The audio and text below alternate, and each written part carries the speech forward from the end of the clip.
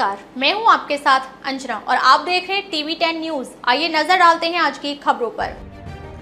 कोसीकला नगर में बीते दिनों 12 अगस्त को निकासा क्षेत्र में एक मकान की गाटर गल जाने के कारण मकान की छत नीचे आ गिरी, जिसमें मकान के अंदर रह रहे परिवार के 2 बच्चों सहित कई लोग घायल हो गए। वहीं एक व्यक्ति के दोनों पैरों में गंभीर चोटें आई हैं, जिन्हें उपचार के लिए सामुदायिक स्वास्थ्य केंद्र में भर्ती कराया। सूचना के बाद उप जिलाधिकारी वैभव गुप्ता, सीओ भूषण वर्मा मौके पर पहुंचे और क्षतिग्रस्त मकान को गिराने का आदेश कर घायलों और मृतकों की जानकारी उच्च अधिकारियों को दी। आदेश के बाद मृतकों को 4-4 लाख रुपए देने की घोषणा की गई। मंगलवार को उत्तर प्रदेश सरकार के कैबिनेट मंत्री चौधरी लक्ष्मी नारायण ने नगरपालिका अध्यक्ष धर्मवीर अग्रवाल के साथ मृतकों के परिवार की आर्थिक मदद करते हुए दैवीय आपदा राहत कोष के माध्यम से 4-4 लाख रुपए के चेक प्रदान किए। इस मौके पर प्रतिनिधि नरदेव चौधरी, कन्हैयालाल गोयल सहित कई लोग मौजूद रहे। कैबिनेट मंत्री ने निकासा क्षेत्र में चेक वितरण के दौरान कहा कि सरकार की मंशा है कि समान भाव से लोगों की मदद की जाए। प्रदेश के मुखिया किसी भी वर्ग का व्यक्ति हो, उसकी मदद के लिए हमेशा तैयार हैं, जिनके निर्देश पर चेक दिए गए हैं। पालिका अध्यक्ष धर्मवीर अग्रवाल ने कहा कि कैबिनेट मंत्री के प्रयास से पीड़ित परिवार को सहयोग राशि दी गई है। आगे भी घायलों को किसी भी प्रकार की मदद की आवश्यकता होगी तो उसे भी कराया जाएगा। दैवीय आपदा राहत कोष से पीड़ित परिवार को काफी मदद मिलेगी। आज से कुछ दिन पहले निकासा स्थित स्वर्गीय हाजी मंगा जी की बिल्डिंग में अंदर अचानक एक गाटर गिर जाने के कारण 2 बच्चों की मृत्यु हुई थी। उसमें हमारे गृह स्वामी के 2 बच्चे चले जाने के बाद जब हमने इसकी सूचना माननीय कैबिनेट मंत्री आदरणीय चौधरी लक्ष्मी नारायण जी को अवगत कराया, तो मैं धन्यवाद देना चाहूँगा माननीय मंत्री जी के लिए। उन्होंने अपने प्रयासों से इस घटना को दैवीय आपदा घोषित कराकर मृतक बच्चों के लिए 4-4 लाख रुपए उत्तर प्रदेश सरकार की तरफ से जिला प्रशासन ने घोषित किए थे। आज इस अवसर पर हम लोग यहाँ पर मृतक आश्रितों के लिए 4-4 लाख रुपए का चेक देने के लिए आए हैं। इस अवसर पर उपस्थित माननीय कैबिनेट मंत्री चौधरी लक्ष्मी नारायण जी, हमारे युवा नेता आदरणीय नरदेव चौधरी जी, सम्मानित उपजिलाधिकारी महोदय, सम्मानित हमारे क्षेत्राधिकारी महोदय होती चाचा जी, कन्हैयालाल गोयल जी और यहाँ पर उपस्थित सभी निकासा बस्ती के आदरणीय बंधु।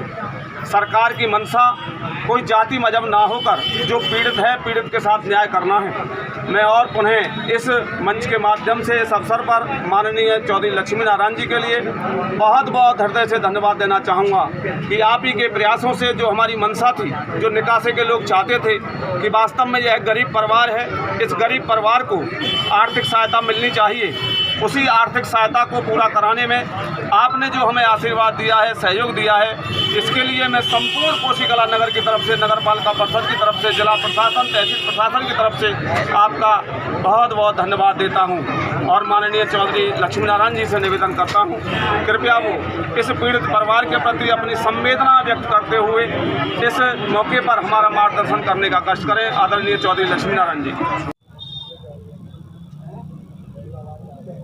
सरकार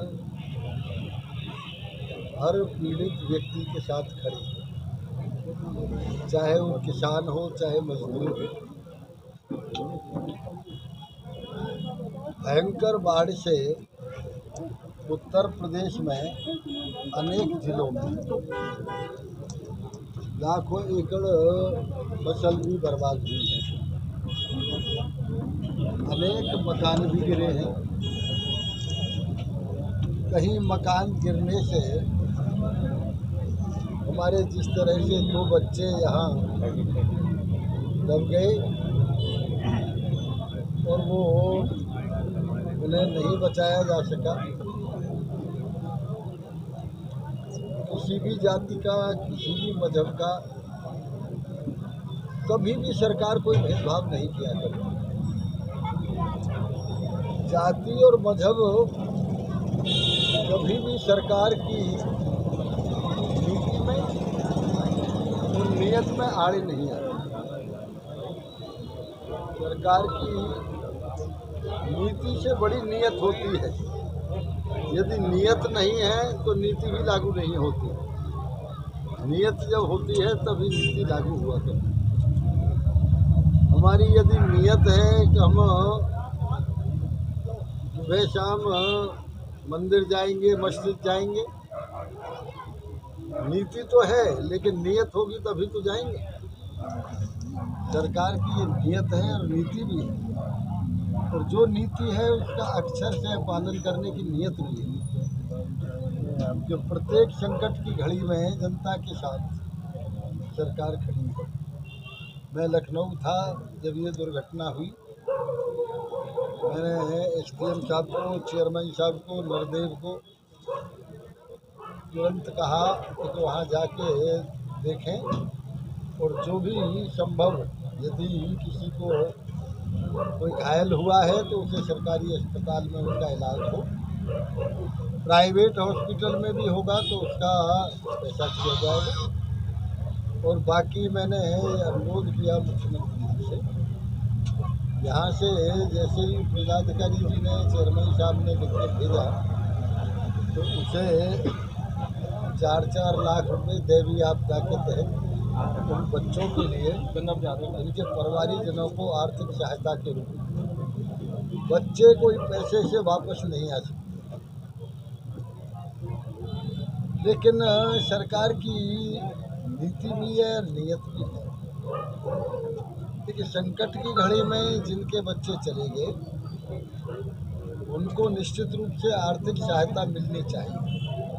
अपने बच्चों से हर व्यक्ति ये उम्मीद करता है कि बड़े होके ये मेरी सेवा करेगा, ये कमाएगा, मुझे बुजुर्ग होने पे आराम मिलेगा। यही नियत और नीति है सरकार की। ये हम उन बच्चों को वापस तो नहीं कर सकते, तो ऊपर वाले की जैसी कुदरत की माया है, लेकिन उनको ढाढ़स बंधाने के लिए, उनके माँ बाप को आर्थिक सहायता देने के लिए 4-4 लाख रुपए खाते में अब तक आ चुके हैं। आज प्रतीकात्मक चेक देने के लिए मैं यहाँ आया हूँ।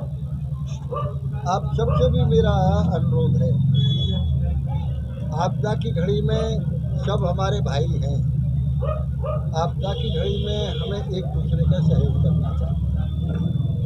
अब तक के लिए बस इतना ही। फिर मिलते हैं अन्य खबरों के साथ। मुझे दीजिए इजाजत। अपने आसपास की खबरों को देखने और हमारे साथ जुड़ने के लिए हमारी खबरों को लाइक करें, कमेंट करें, चैनल को सब्सक्राइब करें, हमारे फेसबुक पेज को फॉलो अवश्य करें। धन्यवाद।